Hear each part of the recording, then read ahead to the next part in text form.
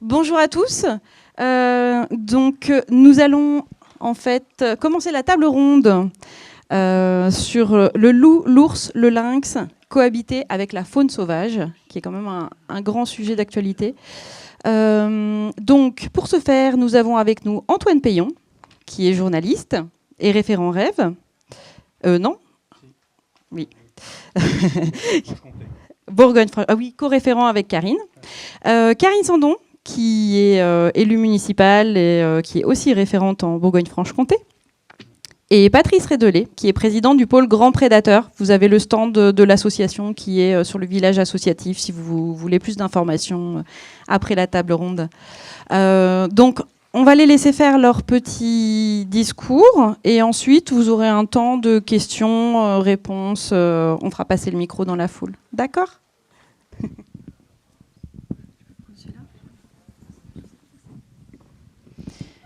Bonjour à toutes et à tous, merci d'être là. Donc, juste en brève introduction, nous sommes ici les trois présents pour parler de ce thème. Antoine et moi, donc co-référents pour la REV, pour la région Bourgogne-Franche-Comté. On s'est rencontrés grâce à la REV et notre volonté a été de s'engager pour le parti, justement, parce que le parti a été très ouvert sur ces questions de prédateurs et d'animaux, de grands prédateurs, on va dire, et de protection de ces animaux dans la région, qui est une thématique et une problématique forte pour nous. Donc c'est vraiment ce qui nous lie aujourd'hui, et avec Patrice Rédelé, qui est un des intervenants forts dans le massif du Jura pour ces questions-là. Une personne de terrain depuis plusieurs décennies sur ces questions. Alors, moi, je vais commencer rapidement avec un petit tour d'horizon sur les grands prédateurs à travers la culture, les religions, l'histoire, et pourquoi on en arrive là aujourd'hui sur ces animaux qui sont peu appréciés. Ah non, on avait dit que c'était Patrice qui commençait, pardon. Donc, Patrice va commencer, et puis il va vous parler de son expérience de terrain justement sur ces animaux-là. Pardon. Alors merci Karine.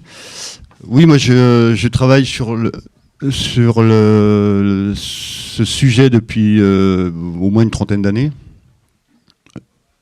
Je comprends pas les signes. Ah, c'est pas pour moi. Donc je bosse sur le lynx depuis plus de 30 ans, sur la cohabitation avec les activités humaines. Et puis en 2007, donc, j'ai créé le pôle Grand Prédateur avec des amis naturalistes jurassiens parce que il n'existait rien à ce niveau-là. C'était pour accompagner le retour du lynx et du loup qui commençait déjà à revenir également par rapport à la protection des troupeaux, par rapport à la connaissance de ces espèces, aux études qui restaient à mener, et puis dédiaboliser un petit peu l'image qu'ils pouvaient avoir, surtout le loup. Le lynx, ça c'est avec le grand public, ça se passe davantage de façon, je dirais, amicale, voire amoureuse, puisque les gens le considèrent comme un gros chat, donc l'image passe relativement bien. Avec le loup, malheureusement, avec tout ce qu'on lui a collé aux pattes depuis des siècles, c'est très compliqué, on le voit encore maintenant, même si au niveau générationnel, ça change, puisque je fais beaucoup d'animations scolaires, et les enfants, maintenant, je termine souvent où j'ai toujours une question en disant, vous êtes des jeunes jurassiennes, des jeunes jurassiens, vous savez que le loup et le lynx sont présents dans nos forêts maintenant, est-ce que ça vous fait peur d'aller en montagne? Et donc là, c'est éclat de rire dans la salle à chaque fois, quel que soit l'âge. Je dis, par contre, on en rigole là, mais vos parents, les élus, les gens les adultes de la société ne rigolent pas comme vous, quoi. Donc il y a encore du boulot à faire. Donc il n'existait rien, on a tout créé au niveau de la protection des troupeaux. Pour le lynx, maintenant, c'est quasiment une affaire qui roule toute seule. Parce que la protection des troupeaux vis-à-vis du lynx, c'est relativement, je mets toujours des gros guillemets, mais relativement facile à mettre en place. Une fois que la personne est motivée, qu'elle fait suivre un petit peu le protocole éducatif du chien, parce que je dis du chien, avec le lynx, un chien suffit. Avec le loup, on sait que le loup chasse en meute et un seul chien ne suffira pas. Donc on a préconisé beaucoup de choses qui n'ont pas été suivies. Donc je sais qu'on n'a pas trop de temps, je vais aller à l'essentiel. L'accompagnement des éleveurs qu'on a fait par rapport à la mise en place de chiens de protection, par rapport au mode au changement de pratique dans l'élevage, ça a relativement bien été suivi par rapport au lynx. Par contre, le lynx ne s'attaquait qu'à des moutons à l'époque dans le Jura. Donc on a prévenu, ça fait plus de 20 ans qu'on dit le loup va revenir, ça va pas s'arrêter aux moutons. Donc au niveau politique, dans le massif jurassien, l'élevage de moutons, c'est peanuts. Les politiques s'en moquent complètement, pour rester poli. Par contre, la vache montbéliarde dans le massif jurassien avec le comté, là, faut pas toucher à la reine, quoi, parce que c'est l'or blanc. Le lait de vache montbéliarde, et dès l'instant où le loup est revenu avec les risques que ça fait encourir, on l'a dit depuis 92 que le loup est revenu, ça a toujours tapé un petit peu sur les jeunes bovins dans les Alpes, et en 2022 où là ça a vraiment pris feu chez nous, c'est l'an dernier, avec pas mal d'attaques sur les génisses et sur les veaux. Tout le monde est tombé des nues, ça fait 20 ans qu'on leur dit, non, pour une vache adulte, évidemment, il n'y a pas de souci avec le loup. Par contre, pour les jeunes, ça peut être souci. Et là, le loup a commencé à toucher aux vaches montbéliardes. Donc, c'est la guerre de chez nous depuis 2 ans.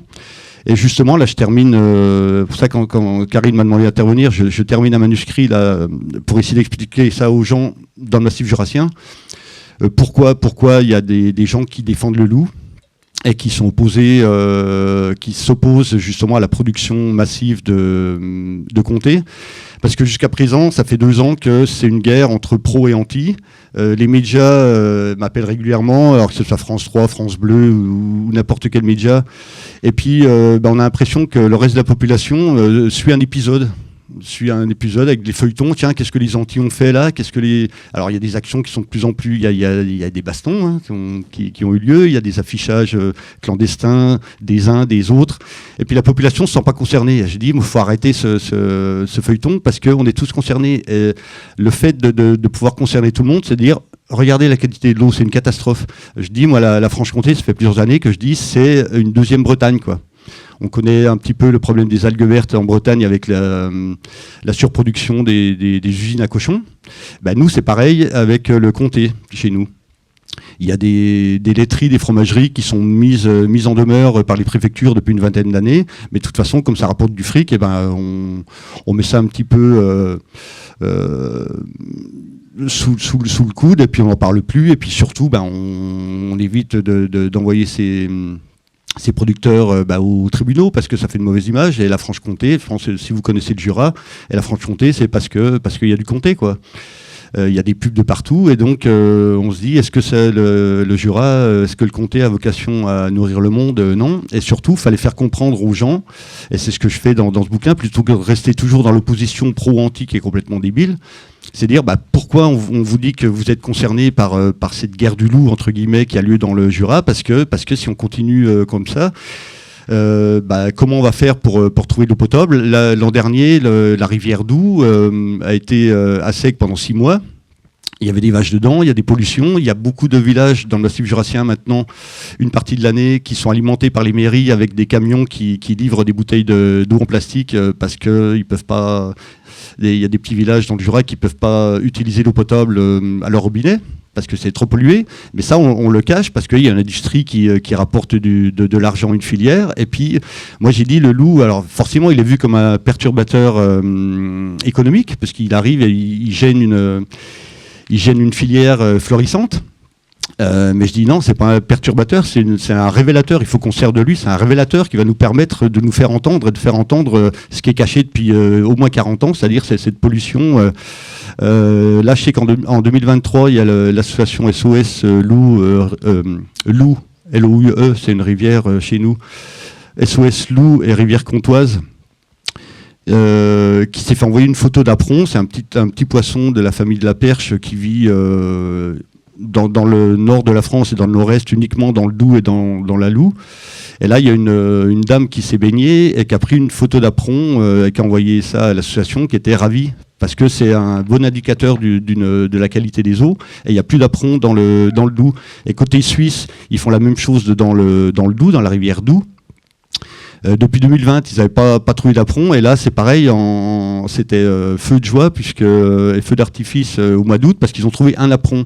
Donc là en 2023, on se gargarise, on se félicite, parce qu'on a trouvé dans 2 rivières du massif jurassien 2 poissons qui étaient très communs avant, mais qui sont un bon indicateur de la qualité de l'eau, donc c'est-à-dire que tout est pourri, quoi. Mais ça, on ne pouvait pas le dire avant. Et maintenant, avec la guerre du loup qui est entamée, parce que je n'ai pas peur des mots, c'est vraiment comme ça chez nous, c'est un petit peu, ça devient de plus en plus violent. On peut ressortir ça, et moi, c'est ce que je mets en avant dans ce bouquin, plutôt de continuer avec cette opposition pro et anti, c'est-à-dire pourquoi vous êtes tous concernés par la présence de loup, pourquoi il faut le conserver. Parce qu'il nous permet de parler de choses dont on ne pouvait pas parler ou qui étaient étouffées depuis 40 ans et qui nous permettent de remonter à la surface. Donc c'est pour ça que je dis aussi que la protection des troupeaux, c'est l'arbre qui cache la forêt, parce que ça, c'est un problème technique. On oublie beaucoup. Là, on a parlé tout à l'heure avec un paysan retraité de la FNSEA. On n'est pas forcément copain avec ce syndicat-là, qui a une opposition de toute façon établie en disant non, nous c'est pas de prédateurs, on les a pas demandés, nous on veut continuer notre petit business comme ça. Et on se focalise trop sur cette question de la protection des troupeaux parce qu'on sait faire. Nous, on sait faire, on a mis en place les chiens, on a défini un protocole éducatif pour les chiens dans le massif jurassien qui n'est pas le même que celui des Pyrénées ou des Alpes parce qu'ils vivent pas pareil et puis ils gardent pas les troupeaux de la même façon. Par contre, dès l'instant, moi je parle toujours aussi d'état d'esprit, dès l'instant on a l'état d'esprit de se dire, voilà, ces animaux sont revenus, on va vivre avec eux. Les solutions, on les connaît, c'est un problème technique à régler, et ça on peut le régler, mais tant que vous avez en face de vous des gens qui vous disent non, de toute façon nous c'est pas de protection. Pour rappel, il y avait déjà eu une petite crise comme ça en 2011 dans le Doubs, où un loup était venu et avait tapé pas mal de troupeaux de moutons. C'était panique à bord, moi j'étais appelé tous les jours par la DDT du Doubs, par les éleveurs qui cherchaient des solutions. On leur a proposé les chiens, il y en a qui ont dit bah ouais on vient, donc on a placé des chiens. Et il y a une personne chez qui on a placé un chien, puisqu'après les syndicats sont arrivés, la FDSEA est arrivée, il y a les médias, tout ça, et la personne a reçu des menaces de mort parce qu'elle avait mis un chien de protection, et je vous parle pas du Moyen-Âge, je vous parle de 2011 dans le Doubs. Menace de mort parce qu'elle avait pris un chien de protection, parce que pour la FNSEA, si vous prenez un chien de protection, si vous mettez des moyens de protection, ça sous-entend indirectement que vous acceptez la présence des prédateurs. Donc pour eux, c'est intolérable. Voilà, les JA, les jeunes agriculteurs, sont exactement dans le même filon. Donc tant qu'on aura ce combat entre guillemets qui restera au niveau de la protection des troupeaux, on n'avancera jamais. C'est pour ça qu'en octobre 2022, donc l'an dernier, moi donc Karine fait aussi partie du pôle Grand Prédateur. Elle a été élue début d'année dernière, je crois, au conseil d'administration. Donc moi j'ai dit, ça faisait 20 ans que je travaillais sur la protection des troupeaux, j'ai dit au conseil d'administration, moi c'est terminé, je me retire de la problématique protection des troupeaux. C'était consécutif. Au mois de septembre, le préfet du Doubs a donné l'autorisation de tirer une louve dans le Doubs, qui était la louve alpha d'une meute qu'on suivait. Et j'ai dit maintenant, on arrête de cautionner ce fonctionnement de l'État, cette destruction de la biodiversité, en se cachant, se voiler à la face et se cachant derrière la protection de troupeaux, parce qu'on est face à des gens, de toute façon, qui ne veulent pas mettre en place de moyens de protection. Et nous, on n'a pas le poids de la filière qu'ils ont, et on n'a pas l'écoute des politiques. Donc, de toute façon, on n'y arrivera jamais. Nous, ça a très bien fonctionné avec le lynx, parce que, comme je vous l'ai dit, les politiques s'en foutent. Le poids de l'élevage ovin ne représente rien dans le Jura. Donc, ça ne faisait pas beaucoup de bruit. Maintenant que c'est passé à la vache Montbéliarde, voilà, c'est un autre son de cloche, c'est le cas de le dire. Donc, rester sur cette voie-là, je l'ai dit, on a une je pense que tu y étais, en Suisse, quand on a fait la grande réunion avec toutes les assos, je ne sais pas si c'était venu. Donc tu as une quarantaine d'assos franco-suisses, parce qu'on a dit maintenant faut mutualiser un petit peu notre énergie pour faire avancer les choses, parce que c'est la même problématique de chaque côté. Nous on est frontalier avec la Suisse, hein, donc les loups, canton de Vaud et puis Jura ou Doubs, ils se baladent sur tous ces secteurs. On a essayé de se mettre d'accord et ils ont voulu rester sur la protection des troupeaux. Moi je leur ai dit, nous on sortir. Et en plus, c'est nous qui avons mis en place, c'est nous qui avons la légitimité. Il n'y avait que moi qui gueulais dans les réunions préfectorales, tout ça, parce que moi je travaillais avec les éleveurs, et quand il y a des choses qui n'allaient pas, je pouvais dire, non, là ce que tu dis c'est pas vrai, parce qu'on a mis ça en place. Et les assos qui ont voulu persévérer dans cette voie-là depuis 1 an et demi, et maintenant, moi j'ai eu des retours, et ils ont dit, t'avais raison, on se casse les dents, on va pas y arriver comme ça. Donc c'est pour ça que j'ai dit, il faut trouver, pour faire accepter les prédateurs, c'est déjà montrer leur rôle indispensable. Il y a très peu d'études qui existent à ce niveau-là en France. On se base toujours sur des études étrangères. Et puis surtout, montrer pourquoi on flingue le loup. C'est pour maintenir une activité. Le fromage, voilà, ça peut faire plaisir à des gens d'en manger, mais dont c'est pas un besoin vital, et surtout qui pollue les sols et qui pollue l'eau. Et au détriment de la population. Et là, le bouc émissaire tout trouvé, c'est le loup, parce qu'il vient déranger une filière qui rapporte de l'argent. Donc on en revient toujours au même point, c'est un problème économique, un problème de pollution, les gens n'étaient pas au courant, maintenant le loup nous permet d'en parler.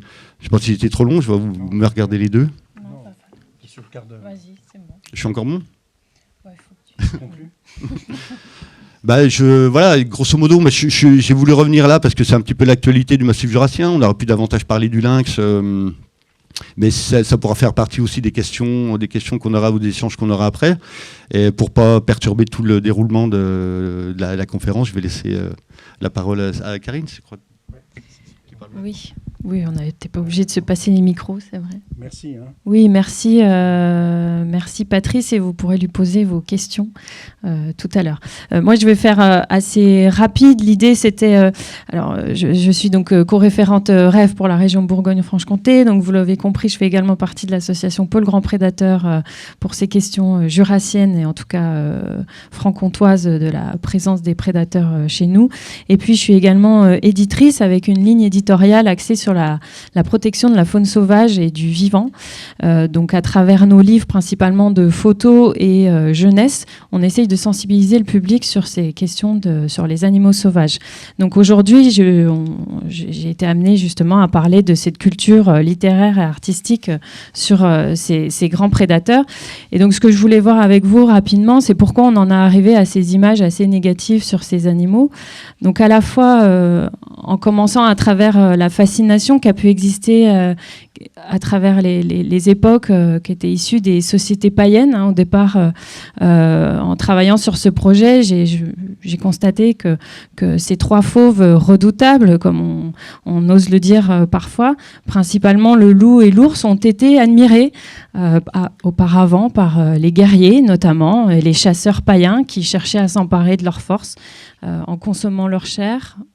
Non, c'est moi, il y a du son. En buvant leur sang. Donc, c'était le cas des Ulfednir. Donc, c'était des guerriers scandinaves qui se nourrissaient de leur chair, qui revêtaient les peaux avant les combats. On parlait de guerriers fauves à la force des ours.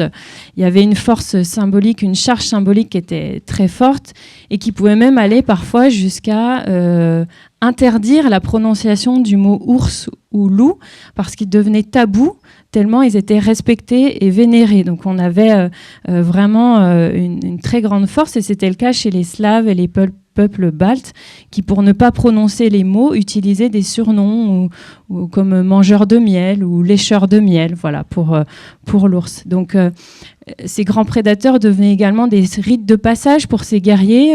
Il fallait tuer un ours à main nue pour devenir un vrai guerrier adulte. Et puis on retrouvait ces idées-là d'ailleurs dans la littérature. C'est le cas notamment dans le cycle des légendes arthuriennes. Arthur, qui est Arcturus, donc le roi ours. Arc, c'est la racine du mot ours, qui veut dire lumière et qui renvoie au grognement de l'animal. Arthur meurt un 11 novembre, qui était une fête qui célébrait l'ours. Et donc on voit quand même qu'il y avait une force assez présente de cet animal, et puis d'autres guerriers comme Lancelot, Tristan, Yveder qui ont combattu des ours. Voilà, ils ont joué également, ces grands prédateurs, le rôle d'attribut des dieux. On pense à Odin qui était accompagné de guerriers Freki, de Luc qui a été accompagné de deux loups également qui lui racontaient tout ce qu'ils voyaient. Donc on retrouve encore cette notion de lumière, de voyance, de clairvoyance à travers ces animaux-là. Apollon, le fils du loup, qui avec Artémis a été caché en Lécie par leur mère. Donc Lécie, c'est le pays des loups.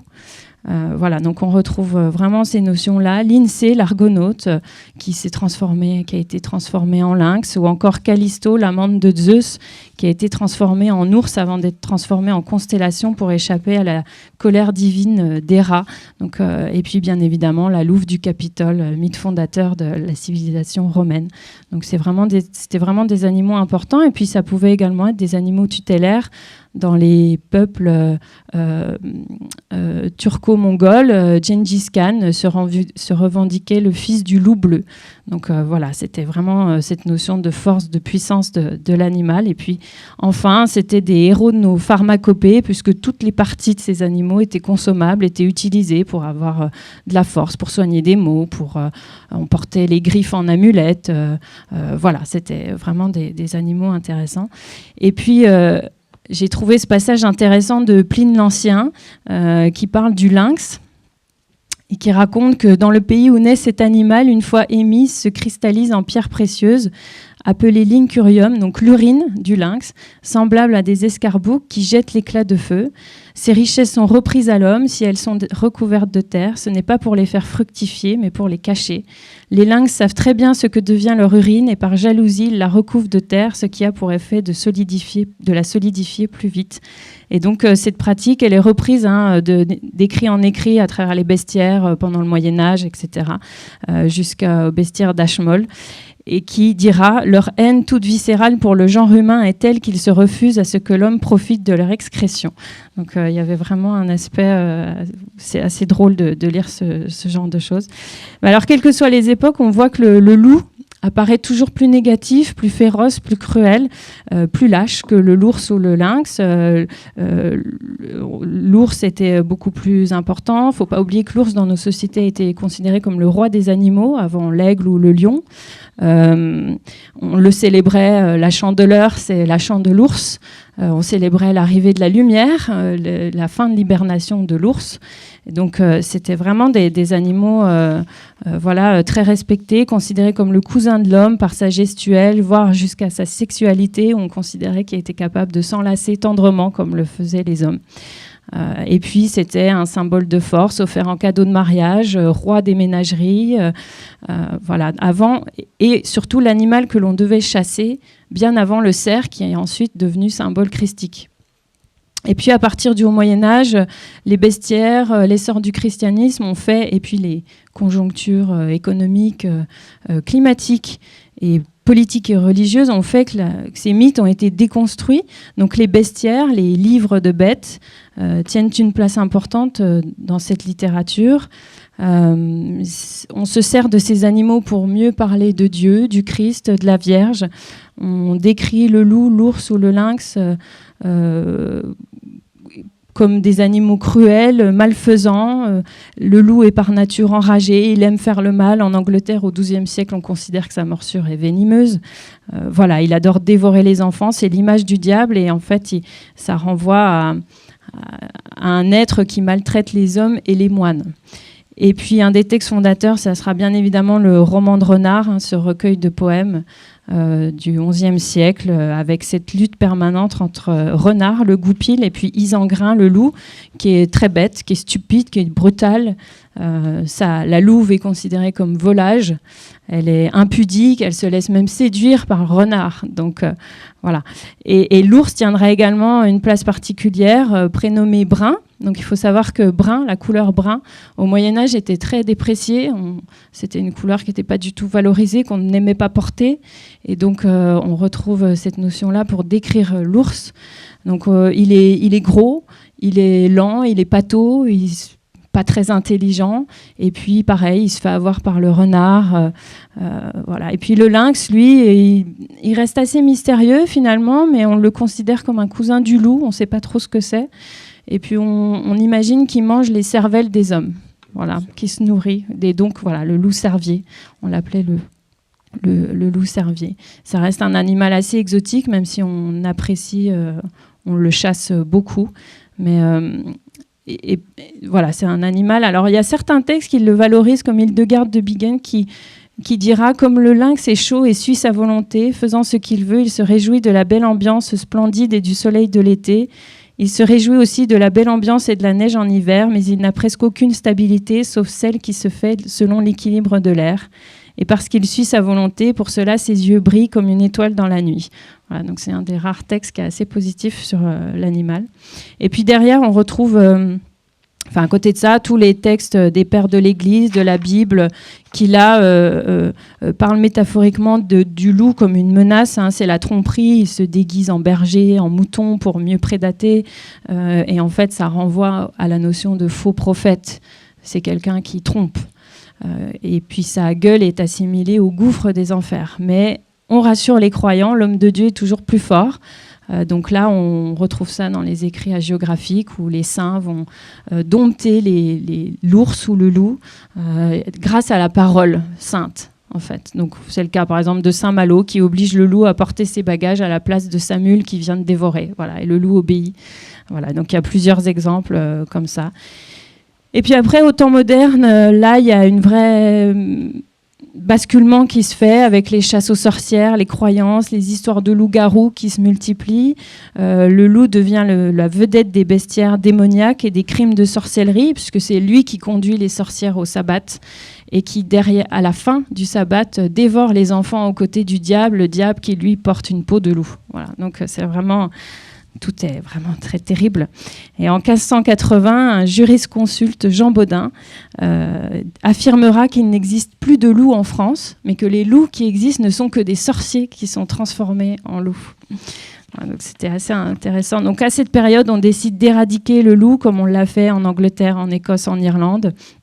Idem pour l'ours, c'est des animaux qui sont très mal vus. L'ours devient un saltimbanque qu'on exhibe dans les foires et sur les places des villages.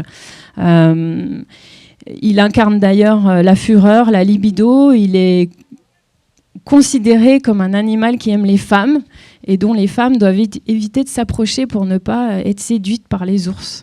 Donc c'est également un thème qu'on retrouve dans la littérature.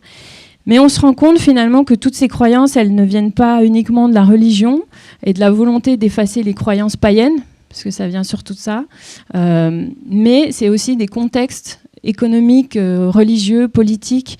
Il ne faut pas oublier qu'à cette époque, au temps moderne, il y a une crise climatique très forte. Les hivers sont très très rudes, les étés sont très chauds. Et les agriculteurs ont énormément de mal à faire pousser quoi que ce soit. Il y a beaucoup de famines, beaucoup d'épidémies. Et du coup, beaucoup de guerres, guerre de 100 ans, la guerre de religion, les guerres franco-espagnoles. Donc les campagnes sont vraiment dévastées. Et donc les animaux aussi ont faim. Ils se rapprochent beaucoup des villes et il y a pas mal de témoignages qui indiquent que les loups sont rentrés dans Paris, dans Besançon, dans Orléans. Voilà, donc c'est des choses qui sont fréquentes. Et puis, il ne faut pas oublier qu'il y avait également la rage. La rage qui a laissé les savants perplexes jusqu'en 1885 avec le fameux vaccin trouvé et inventé par Pasteur. Mais jusqu'avant, on ne comprenait pas en fait cette maladie. Et donc, on suppose que ces animaux il y avait une épidémie de rage très importante. Et donc, on va développer les louveteries sous Colbert pour exterminer ces animaux. Le lynx est chassé pour sa fourrure. Et puis, à travers ça, toutes les superstitions se multiplient. On a en tête la bête du Gévaudan qui fera la risée de Louis XV à cette époque. J'ai même découvert qu'on avait une bête du Gévaudan dans le Jura, la bête de Gargaille, de la Gargaille au XIXe siècle. Voilà, donc un lynx qui aurait dévoré un berger, mangé le visage d'un berger qui n'aurait plus qu'à mendier, n'aurait plus que sa main pour mendier. Voilà. Enfin voilà, toutes ces superstitions, elles ont vraiment eu un rôle important par rapport à l'image qu'on a aujourd'hui sur ces prédateurs. Mais ce qui est intéressant de voir, c'est que ces peurs ancestrales, elles restent dans l'imaginaire, mais qu'aujourd'hui, dans la culture, dans la littérature, dans l'art, ces animaux, ils sont quand même beaucoup plus appréciés. Donc, dans la littérature jeunesse, notamment, la louve, elle est douce, elle est protectrice, elle est maternelle. Le loup est sage, l'ours est protecteur également. Le lynx est un animal qui se méfie des chasseurs. Il est fin, il est élégant, il est discret. Et puis, on les utilise pour pour des étiquettes de vin, notamment de soda dans la région, des clubs de sport, des entreprises qui ont ces animaux comme logo. Moi, j'ai moi-même un renard comme logo pour la maison d'édition. Voilà, donc c'est des animaux qui plaisent.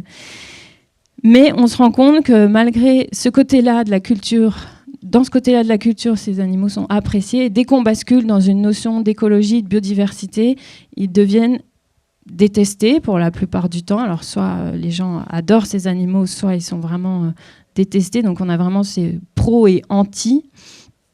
Et donc ça nous interroge vraiment sur le regard qu'on pose sur ces animaux depuis plus de 2000 ans. Et on peut s'interroger aussi également entre le lien entre ces crises écologiques et démographiques qu'on traverse et le traitement qu'on fait subir à ces animaux-là. Envisagé dans ses rapports avec l'homme, l'animal touche à tous les grands dossiers de l'histoire, économique, matériel, culturel, religieux et symbolique. Ces prédateurs sont des marqueurs de paysage. Il ne faut pas oublier qu'ils sont capables de s'intégrer sans détruire, qu'ils sont témoins d'une bonne santé de nos écosystèmes. Mais la position de notre gouvernement est complètement absurde aujourd'hui et nous laisse perplexes puisqu'on va parfois on va encourager la réintroduction de ces grands prédateurs. Donc ça a été le cas de l'ours pour ensuite autoriser un abattage annuel suivant un pourcentage bien défini. Et donc je terminerai pour laisser la parole à Antoine qui va aborder ces questions-là sur une citation du préambule de la Convention de Bonn du 23 juin 1979 qui me semble essentielle et pertinente. La faune sauvage, dans ses formes innombrables, constitue un élément irremplaçable des systèmes naturels de la Terre qui doit être conservé pour le bien de l'humanité. Voilà, merci à vous.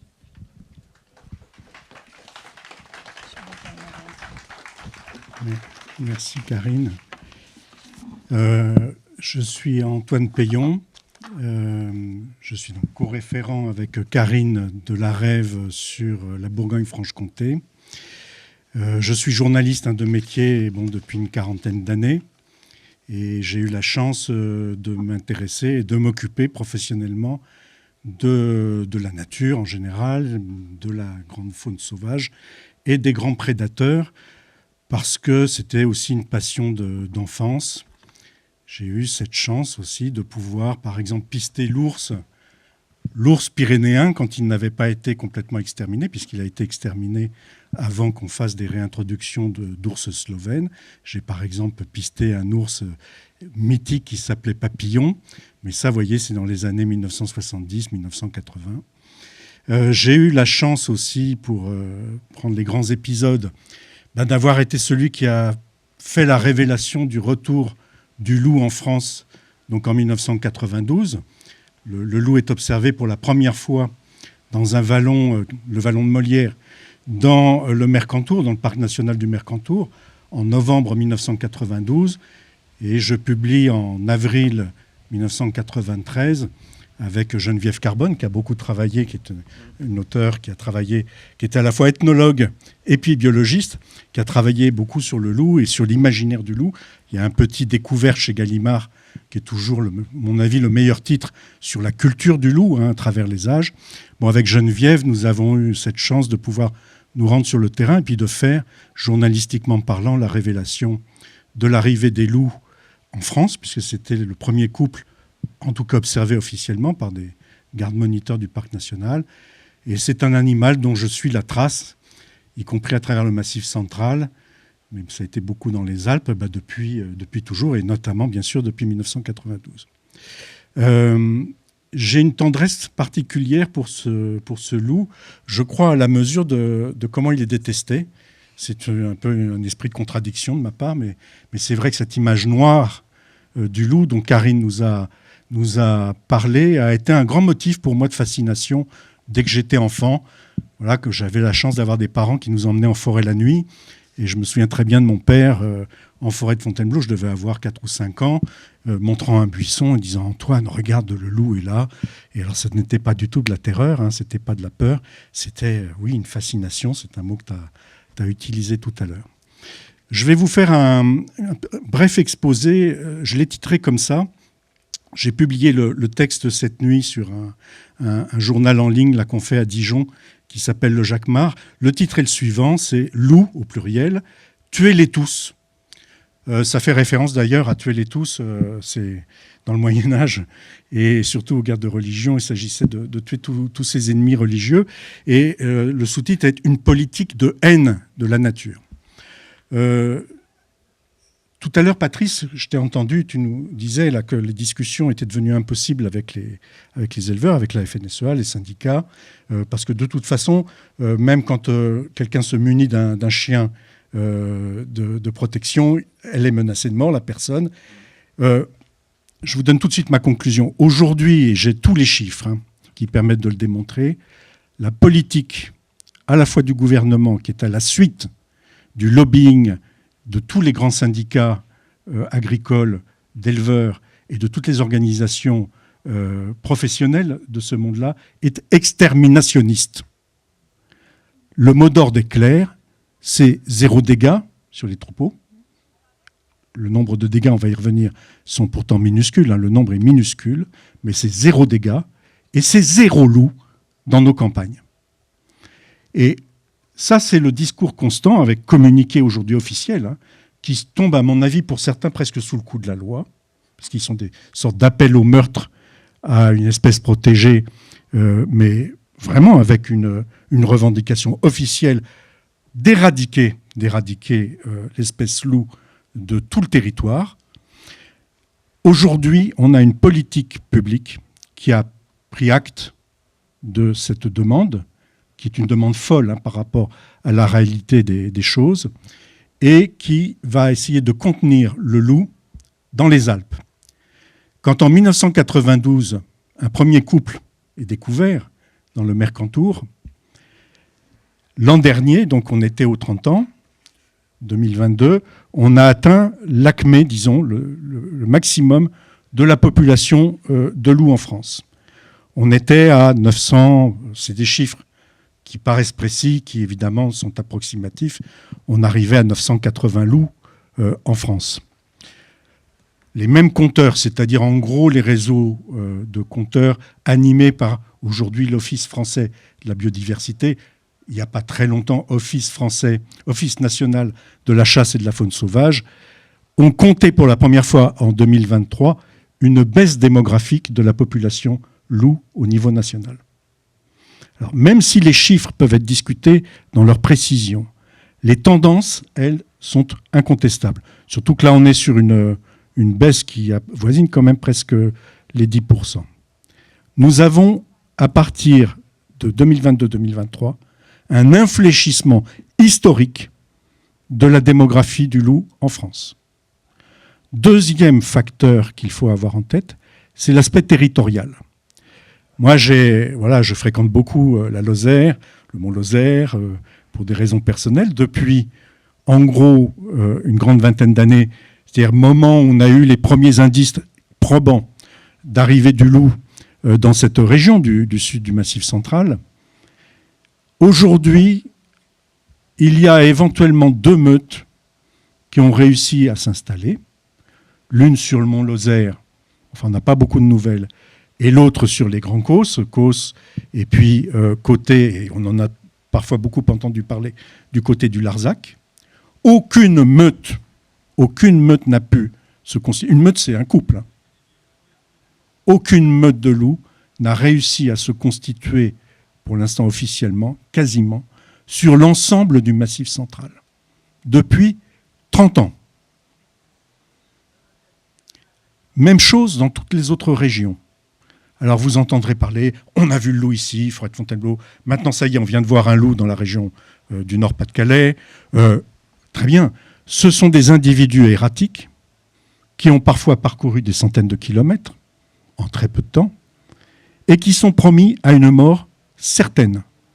À peine un loup montre son nez dans un territoire de notre pays qui n'est pas sanctuarisé là, comme les territoires alpins où de toute façon il serait vain et ça ferait trop de bruit d'essayer d'éradiquer aujourd'hui les populations de loups dans l'arc alpin, mais partout ailleurs où aucune meute n'a été constituée, le mot d'ordre, je vous le dis, et il vient d'ailleurs directement du président de la République lui-même depuis un certain nombre d'années, c'est aucune installation de loup ailleurs. Aucune. Alors j'avais des petites histoires, j'en avais relevé 2 parce qu'elles sont toujours à la fois, c'est un peu comme les légendes médiévales, c'est des histoires, ce qu'on appelait des exemplats au Moyen-Âge. Une histoire est en fait exemplaire d'un universel. Bon, il y en a une, c'est dans le Tarn, assez récemment. Une louve a été tuée parce que, on appelle ça des tirs de défense, euphémisme pour dire tir mortel, et qui est d'ailleurs opéré sans aucun règlement, enfin aucun contrôle sérieux des autorités publiques. On donne ça à des lieutenants de louveterie. Ça fait très beau, un lieutenant de louveterie. En fait, c'est des chasseurs un peu plus fanatiques que d'autres, qui ont une mini-formation de rien du tout sur les grands prédateurs et qui peuvent s'autoriser à tuer les grands prédateurs. Hein ? Ça a évolué, parce que maintenant, les tirs de défense sont donnés directement aux éleveurs. Exactement. Et en plus, ça s'aggrave maintenant, et c'est tout récent. Les tirs de défense sont dévolus directement aux éleveurs, à partir du moment où il y a un dégât sur leur troupeau. C'est important de le dire, dans le massif jurassien, il y a eu une campagne de la DDT pour que les éleveurs passent leur permis de chasse pour leur octroyer. Donc le préfet octroie facilement le tir de défense. Et ce que disait Antoine, avant, il fallait avoir recours à l'OFB ou à un louvetier pour faire tirer les loups. Et maintenant, ils peuvent le faire directement eux. Donc c'est la porte ouverte justement pour flinguer encore plus de loups. Et ils demandent d'ailleurs l'autorisation d'utiliser des lunettes à visée nocturne. Voilà, bon, on en est là. Hein. Bon, on est dans une politique clairement exterminationniste. Je vous ai dit ça en gros. Cette louve-là, on a compté 38 attaques de cette louve. 38 attaques, ça ne veut pas dire 38 bêtes tuées, en 2023. Elle est tuée. Dans le Tarn, on a 324 000 moutons. Et ce qui est plus intéressant, c'est que le nombre de moutons, le nombre d'ovins, c'est des chiffres qui sont très peu connus, il faut aller les chercher, qui sont partis à l'équarrissage au même moment parce qu'ils sont malades, parce qu'ils meurent parfois de maltraitance. C'est une proportion assez importante qui va de 5 à 20% selon les exploitations d'animaux qui meurent du fait de la maltraitance animale dans les exploitations agricoles. Eh bien, on est sur 50 000 animaux environ qui, dans le même département, partent à l'équarrissage. Vous voyez les proportions, c'est-à-dire qu'on est dans un véritable délire fantasmatique de le dégât des loups. Pour la France, au total, aujourd'hui, les prédations dues aux loups, probablement, parce qu'il y a toute une terminologie qui fait que quand on fait un constat de dégâts du loup, pour avoir la paix sociale, les agents de l'Office français de la biodiversité vont dire, bon, a priori, ou donc probablement le loup, ou la terminologie est la suivante, loup non écarté. Prédation de loup non écartée. Je peux vous dire d'expérience, parce que je connais bien le terrain, 5 cas sur 10 au minimum, mais je pense que c'est bien plus, sont dus à d'autres prédations. Et notamment, beaucoup celles des chiens. Et quand on dit des chiens, c'est encore une pudeur, parce que personne ne dit qu'en montagne, les chiens dont il est question, ce sont les chiens de berger. Le plus grand prédateur, et dans des proportions énormes, du bétail en montagne, c'est les chiens du berger du vallon d'à côté, qui vient sur un troupeau qu'il ne reconnaît pas comme le sien, et qui là se livre à des dégâts considérables. Voilà. Donc on est dans un véritable délire du point de vue du réel, c'est-à-dire de la réalité statistique de ce que pèsent les dégâts de loup. Ceci étant dit, aujourd'hui, ça s'est complètement libéré depuis un an. Tous les communiqués des présidents de chambres agricoles, départementales ou régionales, ça a été le cas sur aussi un loup de la Nièvre, là dont on a autorisé le tir, c'est le seul loup de la Nièvre. Vous savez combien de brebis, a priori, parce qu'on n'est même pas certain que c'est un loup, c'est tout proche d'ici, la Nièvre, c'est dans le sud du Morvan que cet animal est visé. 4 brebis tuées. Le préfet de la Nièvre a autorisé le tir de défense par l'agriculteur lui-même, par l'éleveur lui-même, ça rejoint ce que tu disais, de cet animal s'il repointe son nez. La Nièvre, je ne vous dis pas, c'est exactement les mêmes statistiques que celles du Tarn. Et pour la région Bourgogne-Franche-Comté, on a même d'assez beaux records à la fois de cheptel, de démographie de cheptel, et puis aussi, alors là, c'est un tabou, de souffrance animale. C'est intéressant parce que le ministère de l'Intérieur n'a que des défauts. Je ne lui ai trouvé dans ces dernières années qu'une seule qualité, c'est d'avoir publié l'an dernier un rapport sur la souffrance animale en France. Le taux de souffrance animale dans les départements ruraux est 3,5 fois celui du taux de la souffrance animale en milieu urbain. Dans 2 départements, parce qu'il y en a 14 au total en France, dans 2 départements de la Bourgogne-Franche-Comté, on est dans des taux records de mortalité des animaux domestiques, comprenant le cheptel. On dépasse les 3,5% du fait de la maltraitance animale. Et nous entendons les mêmes éleveurs venir nous dire, quand il y a les 4 brebis là, tuées dans la Nièvre, avec leur président de chambre agricole, nous dire, vous imaginez la douleur, vous imaginez le traumatisme, vous imaginez comment une vie est foutue, démolie, d'avoir vu cette brebis avec les tripes à l'air. Vous allez dans les tables des gens en question, des brebis avec les tripes à l'air, vous en voyez souvent. Alors, je finis là-dessus. Quand on confronte un peu allez, appelons ça ces sphères de réalité, la sphère de la communication dramatisante de ceux qui veulent pouvoir tirer des loups avec de la visée nocturne à tout moment et sans limitation de quotas, parce que c'est aussi l'autre revendication. C'est que maintenant, il n'y a pas de limite à les tuer, il faut de toute façon arriver, et c'est aussi des communiqués officiels, à 0 attaque de loup en France, donc 0 loup. Quand vous mettez cette sphère imaginaire, là, complètement folle, en regard de la sphère qui est celle des vrais chiffres, du travail incessant, bien sûr, non seulement des associations, mais des agents de l'État, qui aujourd'hui, je vous le dis, parce que je les connais très bien, travaillent dans la clandestinité, pour cacher parfois où sont les loups, parce que ces gens-là, ce sont des gens qui connaissent la réalité quand même de la vie de ces animaux. Et ils ont compris qu'on est dans un climat qui est un climat fou. Et donc aujourd'hui, nous avons sur les associations, sur les éleveurs qui veulent jouer le jeu, c'est-à-dire vivre en harmonie avec leur milieu. Et on trouve des témoignages si on va les chercher. Moi, j'en avais dans les Pyrénées pour l'ours dans les années 1980. Jean-Louis Atterrette dit Pellute, qui disait « Ouh, qu'il était joli cet ours !» Un ours qui lui avait mangé une brebis, qui lui était indemnisé à 120% de sa valeur, comme pour tous les autres. Dans le Mercantour, dès 1993-94, des éleveurs de brebis, au cœur de la zone loup, se sont munis de patous, n'ont eu 0 dégâts parce qu'ils faisaient bien leur travail. On ne va pas rentrer dans le détail de comment on fait de l'élevage en France, parce que c'est une cause fondamentale d'élevage industriel, qui est aussi, bien sûr, une cause de ces éventuels dégâts.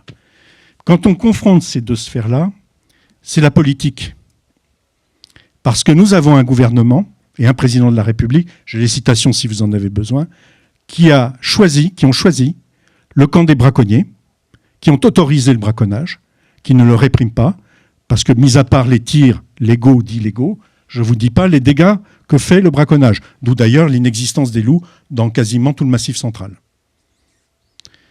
Ils ont choisi le camp de l'extermination des grands prédateurs, et donc ils ont choisi le camp de la haine de la nature. Et là, ça rejoint ce que Karine nous disait aussi tout à l'heure, c'est que la question, elle est presque d'ordre métaphysique aujourd'hui.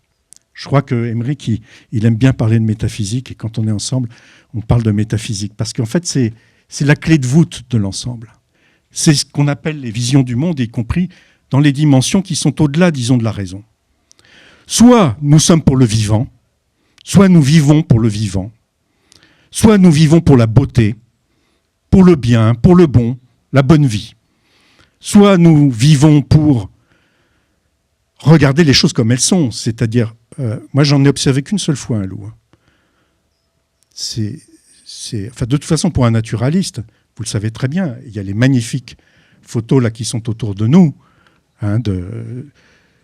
C'est ne pas convenir que c'est un enchantement de la vie humaine que de vivre avec cette nature, c'est choisir le camp de la mort. C'est choisir le camp de la destruction. C'est choisir le camp de l'effondrement, parce que c'est lié évidemment à ce que tu disais tout à l'heure aussi, le monde de la pollution, totalement libéralisé, le monde du réchauffement climatique. Aujourd'hui, je finis là-dessus.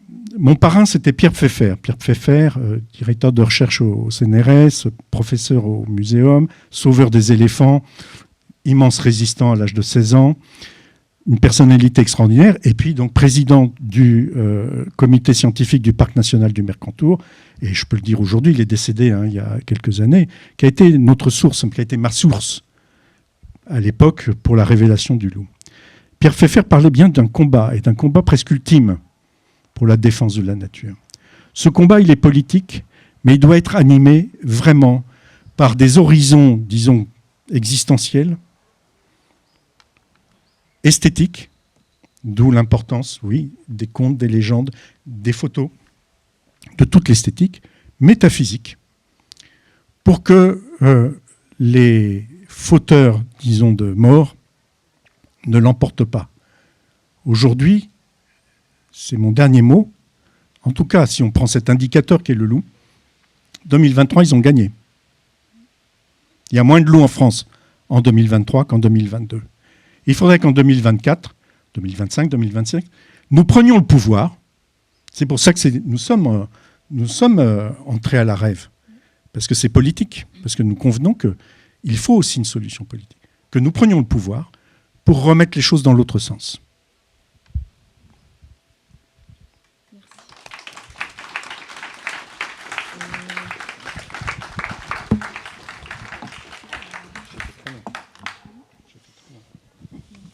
Merci beaucoup.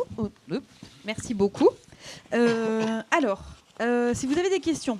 Voilà, ok.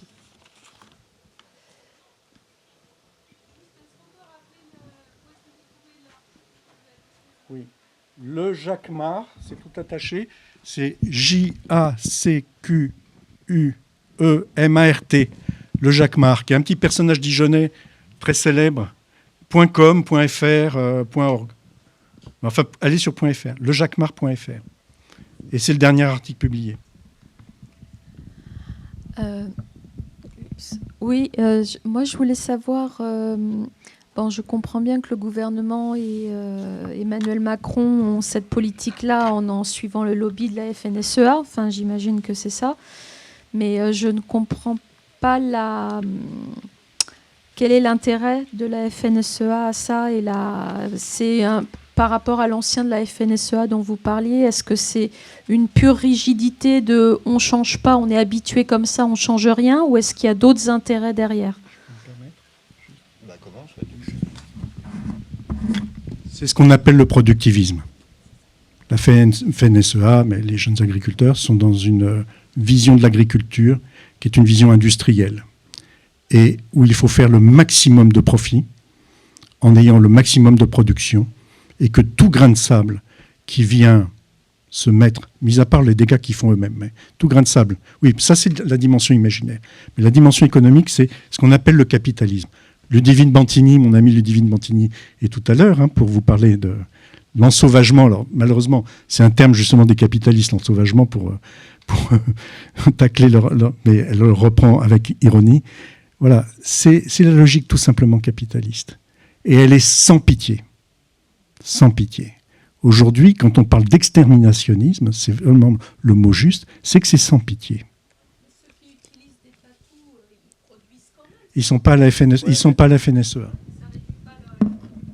Non, mais beaucoup de travail. le gros problème aussi, on a parlé donc avec la personne tout à l'heure, l'ancien actif de la FNSEA, c'est que il y a aussi un profond changement. Alors, concernant le loup, voilà, on l'a tellement diabolisé pendant des siècles, il y a aussi cette image-là, mais par contre, eux, avec leur fonctionnement, c'est aussi les mêmes personnes, par rapport au loup, c'est aussi les mêmes personnes qui sont contre l'arrêt du glyphosate. C'est aussi les personnes, quand on veut arrêter les pesticides par rapport aux abeilles et tout ça, qui bloquent les routes avec leurs tracteurs. C'est parce qu'ils ne savent pas faire autrement, et ils ne veulent pas écouter les alternatives. C'est ça le problème, c'est-à-dire qu'il y a le productivisme qui est là, évidemment, mais depuis les années 50, avec la mécanisation, avec l'achat des grosses machines, avec l'arrachage des haies, avec le fonctionnement qu'ils sont maintenant, ils sont obligés, entre guillemets, de fonctionner comme ça. C'est-à-dire mettre tous ces poisons, toutes ces choses comme ça, ils ne savent pas faire autrement. Et le problème, c'est qu'ils ne veulent pas écouter les alternatives qu'on peut proposer. Parce que pour eux, pour nourrir la planète, il peut y avoir que des champs immenses, que des grosses machines, que du poison à mettre dessus. Donc il ne faut pas déranger ce business, il ne faut pas déranger ce système, il ne faut pas de prédateurs, il ne faut pas de choses comme ça. On sait que on va complètement au casse-pipe avec ce fonctionnement-là. On sait qu'il y a d'autres alternatives qui marchent très bien en agriculture. Mais par contre, il y a cette culture de ce conservatisme qui fait que c'est très difficile de les faire bouger, quoi. Ouais, exactement. Non, pas seulement. Et puis, ça contribue beaucoup à ce refus de changement. Et puis, ce qu'il faut voir, c'est que c'est que les grands prédateurs, enfin en tout cas le loup en France, c'est un peu la cerise sur le gâteau, c'est la goutte d'eau qui fait déborder le vase d'un système agricole aujourd'hui en France qui ne tient plus, qui ne marche plus. C'est-à-dire que nos agriculteurs sont endettés, ils ne vivent qu'avec des notions de prêt, de financement, de subvention. Et donc, malheureusement, aujourd'hui, on vous rajoute un élément perturbateur dans votre travail parce que, comme le disent Antoine et Patrice, prendre un chien pour un éleveur, c'est beaucoup de travail parce que c'est plusieurs années pour que votre chien il soit apte à travailler avec votre troupeau. Il faut l'avoir petit, il faut l'habituer à vos vaches ou à vos brebis pour justement pas qu'il ne les mange. Enfin voilà, donc c'est des années, c'est quoi, à peu près 5-6 ans pour qu'un chien soit effectif, un patou. En principe, c'est 2 ou 3, mais un an et demi, on a placé des chiens qui marchaient très très bien. Oui, voilà, mais ça dépend des chiens, c'est vrai. Mais en tout cas, c'est quand même beaucoup de travail. Alors, il faut quand même savoir que ces chiens sont subventionnés. La nourriture pour les chiens est payée, etc. Donc, je m'arrête là, mais voilà. En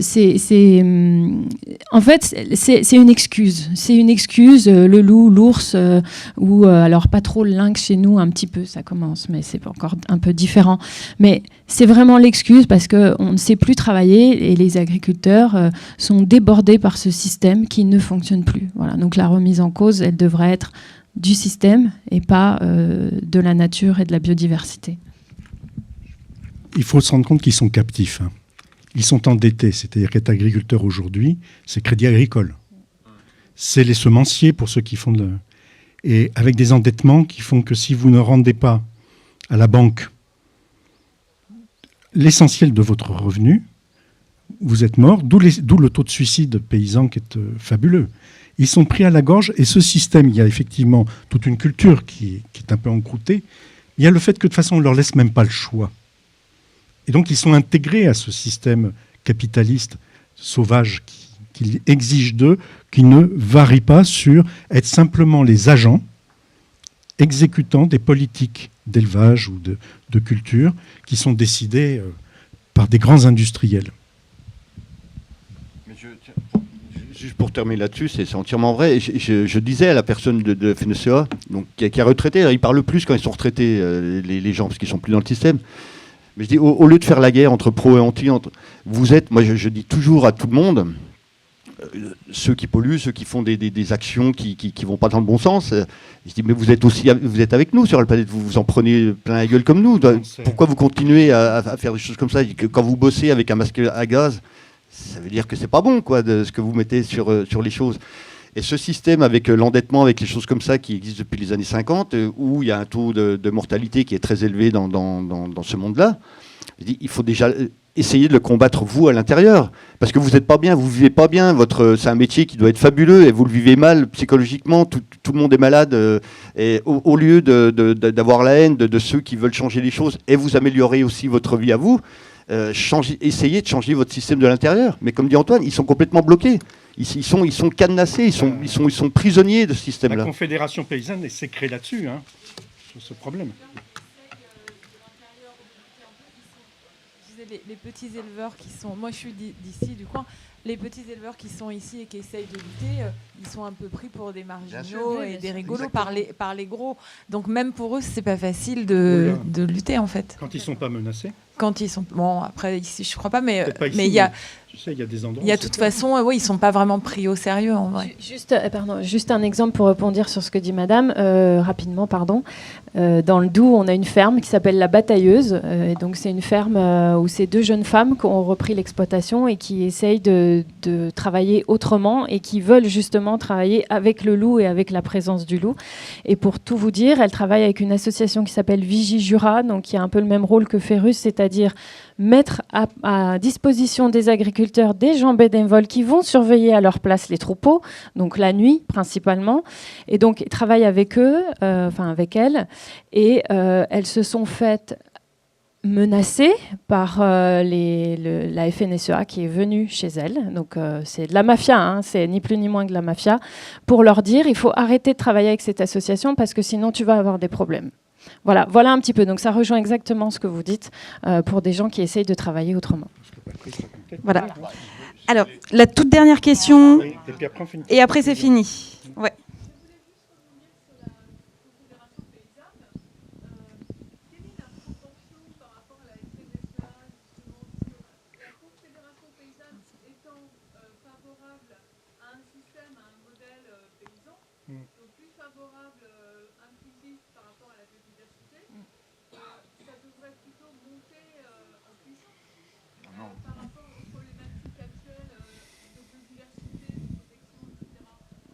Malheureusement, ce n'est pas ce qu'on constate. On constate le contraire. Sa représentativité est en baisse et elle est en plus maintenant en but de la répression. Ce qui est aussi d'ailleurs un facteur, c'est-à-dire qu'être militant à la Confédération paysanne est devenu un combat et tout le monde n'est pas fait pour le combat. Et donc on voit une régression due au fait que toutes les élections professionnelles dans ce monde-là, comme dans d'autres, sont très truquées, qu'il n'y a plus aucun partage des représentations par la FNSEA, et qu'en plus les pouvoirs publics aujourd'hui excluent la Confédération paysanne de tas d'instances paritaires, disons, de consultation, etc. Non, la conf est considérée comme un troublion maintenant. Ils sont très très minoritaires par rapport à la FNSEA. Et moi j'ai vu... j'ai participé à une table ronde en novembre dernier dans le Doubs où il y avait un représentant de la FNSEA qui a flingué en public la porte-parole tu te rappelles, de la conf, qui l'a déboîté parce que non, ils vont dans le bon sens, donc c'est pas bon pour leur business à eux. C'est ça qui est hallucinant. Quand vous dites ça devrait aller dans l'autre sens, oui, logiquement c'est normal, mais dans le business qui est mis en place, et puis dans les échanges avec les pouvoirs publics, c'est un troublion qu'il faut dégager. Et après, moi j'ai formé pendant plusieurs années en Bourgogne, un petit groupe de la conf m'avait appelé pour former des éleveurs par rapport à la mise en place, l'anticipation du retour du loup, la mise en place de chiens. Je suis allé, c'était génial. La première journée, il y avait plusieurs intervenants et on a fait un débrief à la fin de la journée. Et j'ai dit, moi j'aimerais, parce que je vais bosser avec beaucoup d'éleveurs, j'ai jamais travaillé avec des éleveurs comme ça. J'aimerais pouvoir bosser toujours avec des éleveurs comme ça. Ils sont à l'écoute, c'était génial.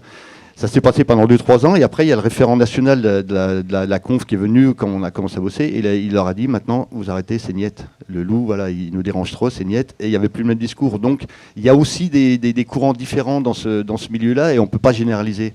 Voilà, dans des régions ça se passe bien et puis au niveau national ils sont obligés de s'aligner. Donc.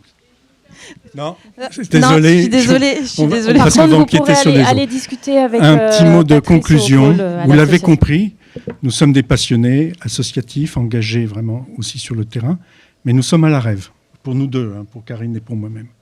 Mais merci Patrice, vu ce que tu représentes. Voilà. Par ailleurs, moi je me suis engagé l'an dernier sur les législatives, la NUPES 21, la Côte d'Or, dont je suis un des animateurs. Je pense aujourd'hui que nous devons, nous, associatifs, citoyens de base, faire de la politique.